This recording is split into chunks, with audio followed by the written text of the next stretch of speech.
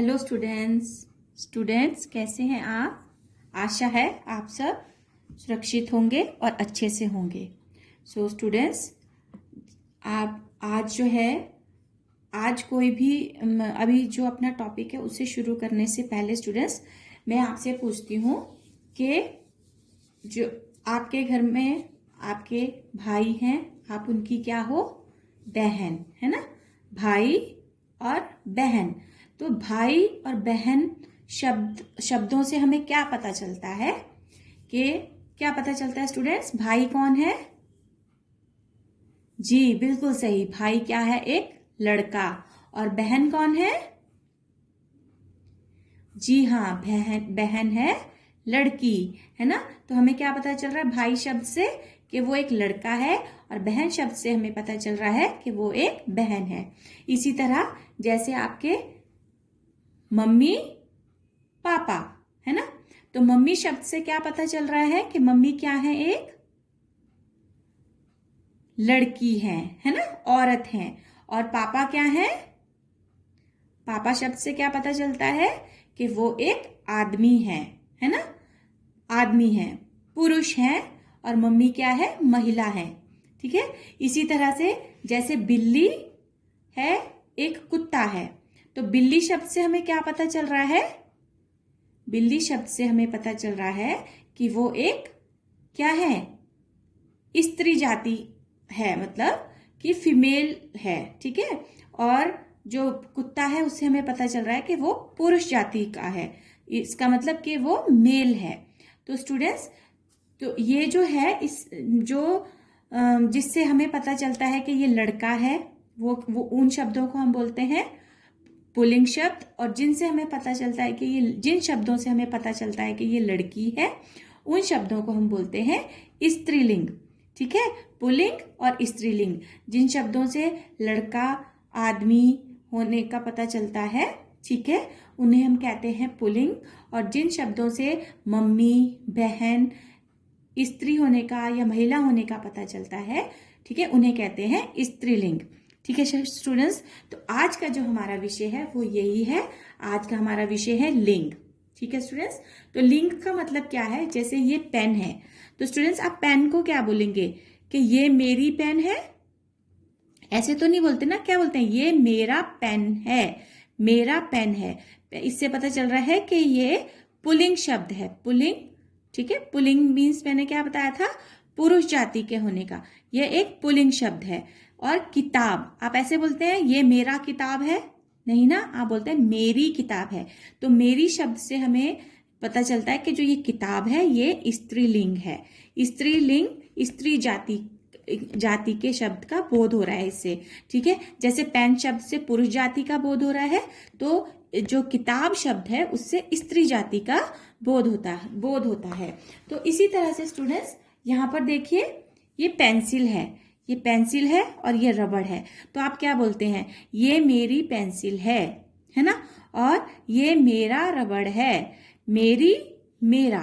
तो आपको पता है हम मेरी यूज करते हैं किसके लिए? लड़कियों के लिए। और मेरा यूज करते हैं हम लड़कों के लिए, है ना। तो मेरी शब्द से जो है हमें स्त्री जाति का बोध हो रहा है। ठीक है। तो ये पेंसिल जो है वो क्या हो गई? स्त्रीलिंग, स्त्री जाति का बोध करा रही है इसलिए इसे स्त्रीलिंग में बोलेंगे स्त्रीलिंग। ठीक है। और जो रबड़ है वो हमें पुरुष जाति का बोध करा रहा है। ये मेरा रबड़ है, तो इसे हम बोलेंगे पुल्लिंग। ठीक है। पुरुष जाति के शब्द है रबड़, जिससे हमें पुरुष जाति का होने का पता चल रहा है। आ गया स्टूडेंट समझ में? अब देखिए आज का जो हमारा विषय है वो है लिंग। अब हम उसे इस तरह से समझेंगे।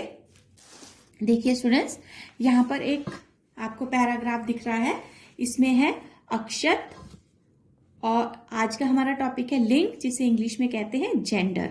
ठीक है। तो अक्षत और नीतू, अक्षत कौन है? एक बॉय, एंड नीतू क्या है? एक गर्ल। भाई बहन है, अक्षत और नीतू भाई बहन है। वे दोनों अपने माता पिता के साथ चिड़िया घर देखने गए। ठीक है। उन्होंने वहां शेर शेरनी को देखा। बाहर जाकर उन्होंने बंदर बंदरिया हाथी हथनी को भी देखा। तो स्टूडेंट्स, इस पैराग्राफ में दो बच्चे हैं जिनका नाम है अक्षत और नीतू। वो दोनों कौन है? आपस में भाई बहन हैं। और वो अपने माता पिता के साथ कहाँ गए? चिड़ियाघर गए। वहां पर उन्होंने क्या देखा? शेर शेरनी, बंदर बंदरिया, हाथी हथनी। तो स्टूडेंट्स, ये जो पैराग्राफ है, ये जो आपको यहाँ पर एक पैराग्राफ दिखाई दे रहा है, इसमें हम देखेंगे कि पुरुष जाति का बोध कराने वाले कौन कौन से शब्द हैं, जिससे हमें पता चलता है कि ये पुरुष है, ये लड़का है, आदमी है, या पुरुष मतलब पुरुष जाति का बोध हो रहा है जिन शब्दों से, वो वाले शब्द कौन कौन से हैं? भाई क्या है? एक पुरुष है, लड़का है। पिता क्या है? एक लड़के हैं। शेर भी क्या है? हमें पुरुष जाति का बोध कराते हैं। बंदर शब्द से भी हमें पुरुष जाति का बोध हो रहा है। और हाथी शब्द से भी जो है हमें पुरुष जाति का बोध हो रहा है। तो ये हैं हमारे पुरुष जाति वाले शब्द, जिनसे हमें पता चलता है कि ये जो है पुरुष जाति का बोध करा रहे हैं। इसी तरह जो ये बहन है, बहन, माता, शेरनी, बंदरिया, हथनी। ठीक है, बहन और माता से क्या पता चल रहा है कि ये क्या है? स्त्री है, महिला है, लड़की है ना। तो इससे हमें यही पता चल रहा है ना कि बहन और माता जो है वो लड़की है ना। तो इससे हमें स्त्री जाति का पता चल रहा है। इसी तरह से शेरनी, बंदरिया और हथनी, इन शब्दों से भी हमें इन शब्दों से भी हमें स्त्री जाति का पता चल रहा है कि ये स्त्रीलिंग शब्द हैं। ठीक है स्टूडेंट्स, तो अब आज का जो हमारा विषय है, अब हम समझेंगे कि लिंग क्या होते हैं। जिन शब्दों से पुरुष जाति, मैंने अभी बताया आपको, जैसे भाई, पिता, बंदर, बंदरिया, हथनी, है ना, हाथी, तो ये सब क्या थे? पुरुष जाति वाले शब्द, है ना। फिर वह स्त्री जाति में कौन कौन से शब्द आए? बहन, माता, शेरनी, बंदरिया, हथनी, ये कौन से शब्द हो गए? स्त्री जाति वाले। ठीक है, जिन शब्दों से पुरुष जाति व स्त्री जाति का बोध हो उसे लिंग कहते हैं। ठीक है, तो उन्हें क्या कहते हैं? लिंग कहते हैं उन शब्दों को। जिन शब्दों से पुरुष जाति व स्त्री जाति का बोध हो उसे लिंग कहते हैं। ठीक है, तो लिंग जो है दो प्रकार के होते हैं। ठीक है, लिंग कितने प्रकार के हैं? दो प्रकार के, पुल्लिंग और स्त्रीलिंग। पुल्लिंग जो होते हैं वो कौन से शब्द हैं? पुरुष जाति का बोध कराने वाले शब्द, जैसे पिता, भाई, बंदर, हाथी आदि। ठीक है, इन शब्दों से हमें पुरुष जाति का पता चल रहा था कि ये पुरुष जाति वाले शब्द हैं।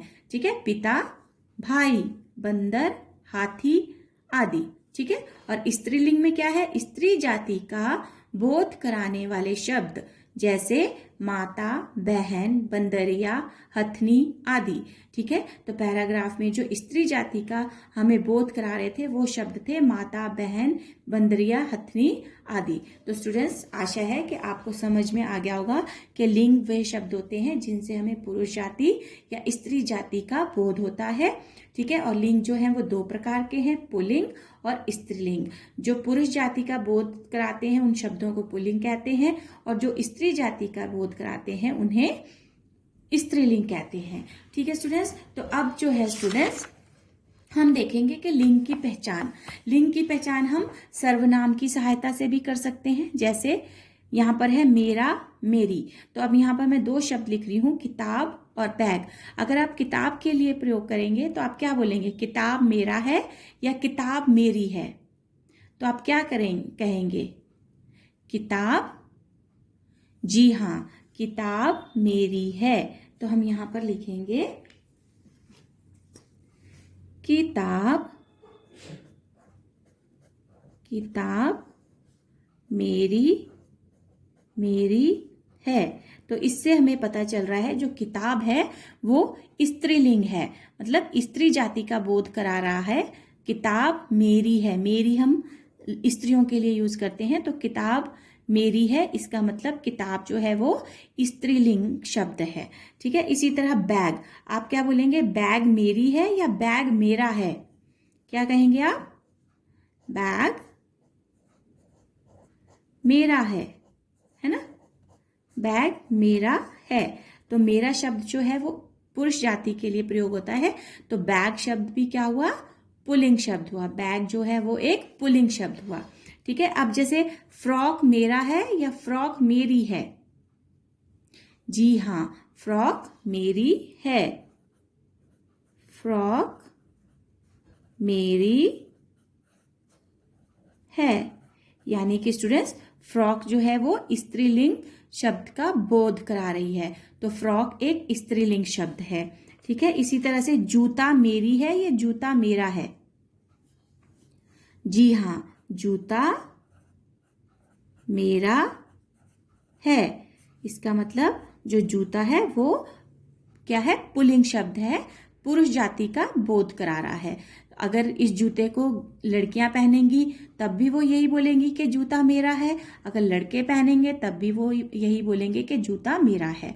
ठीक है। तो जो ये जूता शब्द हुआ ये पुल्लिंग शब्द हुआ, जिससे हमें पुरुष जाति का बोध हो रहा है। और बैग शब्द भी जो है वो पुल्लिंग शब्द है, जो हमें पुरुष जाति का बोध करा रहे हैं। बैग और जूता दोनों जो है पुल्लिंग जाति के शब्द हैं। इसी तरह से किताब और फ्रॉक जो है वो स्त्री जाति का बोध करा रहे हैं, इसलिए ये स्त्रीलिंग शब्द हैं। ठीक है। अब देखिए यहाँ पर नीचे एक एक्सरसाइज दी गई है, जिसमें मैंने कुछ आपको रिक्त स्थान दिए हैं और साथ में यहाँ पर उनके जो है वर्ड्स दिए हैं। आपको हमें जो है एक सही शब्द चुनकर इधर लिखना है। डैश नाच रहा है, मोरनी नाच रहा है या मोर नाच रहा है? बताइए कौन नाचता है, मोरनी नाचती है कि मोर नाचता है? जी हाँ, बिल्कुल सही, मोर नाच रहा है, मोर नाच रहा है। अब देखिए, लक्ष्य ने डैश पहना है, पैंट पहना है या कोट पहना है? लक्ष्य ने पैंट पहना है या कोट पहना है? कौन सा जो पुल्लिंग यहाँ पर कौन सा शब्द आएगा? लक्ष्य ने पैंट पहना है, पैंट पहना होता है या पैंट पहनी है? तो पैंट जो है स्त्रीलिंग शब्द का बोध करा रहा है, तो हमने यहाँ क्या लिखना है, पहना है। तो कोट पहना है, तो हम क्या लिखेंगे, कोट पहना है। तो कोट जो है वो हमें किस शब्द का बोध करा रहा है? पुल्लिंग शब्द का। ठीक है, कि ये पुल्लिंग शब्द है। देन नेक्स्ट है, सड़क पर डैश खड़ी है। सड़क पर ठेला खड़ी है या कार खड़ी है? जी हाँ, कार। तो कार शब्द क्या है, स्त्रीलिंग का बोध करा रहा है, तो कार खड़ी है। खड़ी है इसका मतलब स्त्रीलिंग, स्त्री शब्द का बोध हो रहा है, तो इसलिए स्त्रीलिंग हो रहा है। सड़क पर कार खड़ी है। यह बड़ा डैश है, कुर्सी। यह बड़ा कुर्सी है या बड़ा कमरा है? बताइए कौन से शब्द से आपको जो है यहाँ पर पता चलेगा कि वो पुल्लिंग, यहाँ पर कौन सा शब्द फिर होगा? यह बड़ा डैश है, बड़ा कुर्सी है या बड़ा कमरा है? जी हाँ, बिल्कुल सही, यह बड़ा कमरा है। ठीक है स्टूडेंट्स, तो ये आपकी लिंग से संबंधित एक वर्कशीट थी। आशा है कि आपको समझ में आया होगा कि लिंग क्या है। इसी वर्कशीट पर इसी टॉपिक पर आधारित आज का जो मैंने आपको वर्कशीट दी है वो है। तो आप देखिए आपकी वर्कशीट में यहाँ पर आज क्या दिया गया है।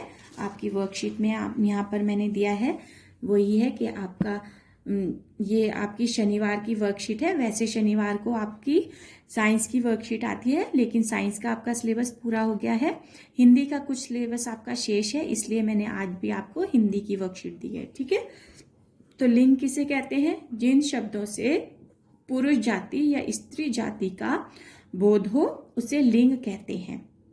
ठीक है, अभी मैंने आपको बता दिया, जैसे भाई है तो उससे पता चल रहा है कि वो लड़का है, और बहन है तो उससे पता चलता है कि वो लड़की है। तो भाई है तो पुरुष जाति और स्त्री है तो बहन है तो स्त्री जाति। ठीक है स्टूडेंट्स, तो इस तरह से आप इसे समझेंगे कि जिन शब्दों से पुरुष जाति या स्त्री जाति का बोध हो उसे लिंग कहते हैं। लिंग के प्रकार, लिंग दो प्रकार के हैं, पुल्लिंग और स्त्रीलिंग। पुल्लिंग पुरुष जाति का बोध कराने वाले शब्द जैसे सेठ, धोबी, हाथी आदि, ठीक है, जिनसे हमें पता चलता है कि ये लड़का है, मेल है, ठीक है, आदमी है, तो उन शब्दों को हम बोलते हैं पुरुष जाति का बोध कराने वाले शब्द और उन्हें बोलते हैं पुल्लिंग। ठीक है, तो सेठ, सेठ से पता चल रहा है कि वो लड़का है। धोबी, धोबी से भी पता चल रहा है कि वो एक आदमी है। हाथी से पता चल रहा है कि ये पुल्लिंग शब्द है, पुरुष जाति का बोध करा रहा है। ठीक है, इसी तरह स्त्रीलिंग, स्त्री जाति का बोध कराने वाले शब्द, स्त्री जाति का बोध जैसे मैंने आपको बताया, बहन, माता, सेठानी, ठीक है, सेठ की सेठानी, है ना, धोबी की धोबिन, ठीक है, अगर औरत है तो वो धोबिन हो जाएगी, अगर आदमी है तो वो धोबी होगा। और हाथी, हथनी, ठीक है, तो इन शब्दों से जो है हमें स्त्री जाति का बोध हो रहा है, तो इसलिए इन्हें स्त्रीलिंग कहते हैं। अब स्टूडेंट्स कुछ मैंने आपको यहाँ पर शब्द दिए हैं, पुल्लिंग व स्त्रीलिंग शब्द। तो पुल्लिंग में क्या है, नाना, और स्त्रीलिंग नानी। पिता, पिता है पुल्लिंग, माता स्त्रीलिंग। राजा पुल्लिंग, राजा एक क्या है, आदमी है। रानी क्या है, औरत है। ठीक है, तो मतलब राजा एक पुरुष है, रानी एक स्त्री है, तो ये हो गया पुल्लिंग और ये हो गया स्त्रीलिंग।